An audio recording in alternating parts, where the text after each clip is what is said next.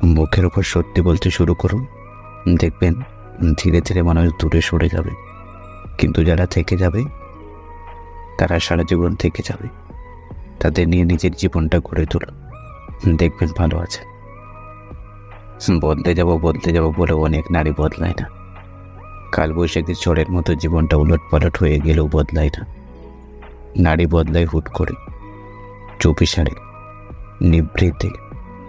একবার বদলে গেলে তাদেরকে আর ধরাও যায় না, ছোঁয়াও যায় না। লাইফ পার্টনার হিসেবে এমন একজনকে খোঁজো যে কিনা তোমার জীবনে পারফেক্ট না, পার্মানেন্ট হয়। যে তোমার প্রতি ইন্টারেস্টেড হয়, যে তোমার ছোট ছোট জিনিসগুলো মনে রাখে। মানুষ অভিমান কেন করে জানেন?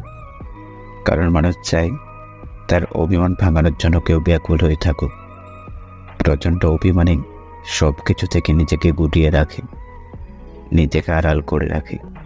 সে চায় কেউ আড়ালে থাকা মানুষটাকে খুঁজে বের করুক।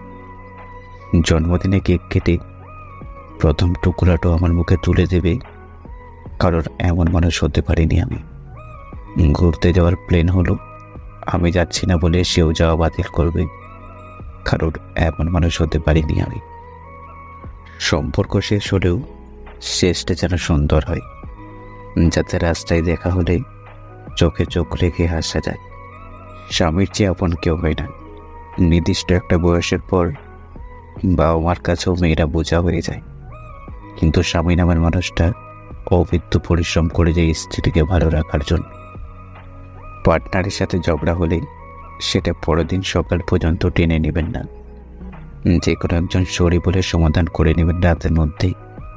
ছোটোখাটো দূরত্বগুলোকে প্রথম থেকে প্রাধান্য দিতে শুরু করেন।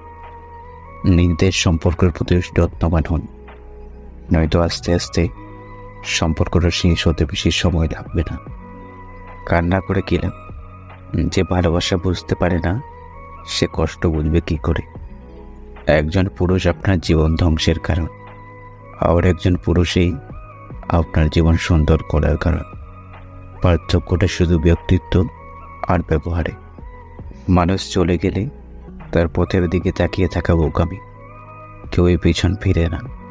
পৃথিবী তো গোল, ঘুরতে ঘুরতে কেউ আবার পিছনে এসে দাঁড়ায় হয়তো, অথচ তখন আর তার দিকে ফিরতে ইচ্ছে হয় না। ছেলেটা তার মাকে বেশি ভালোবাসে, কারণ তার মা তাকে বাবা বলে ডাকে।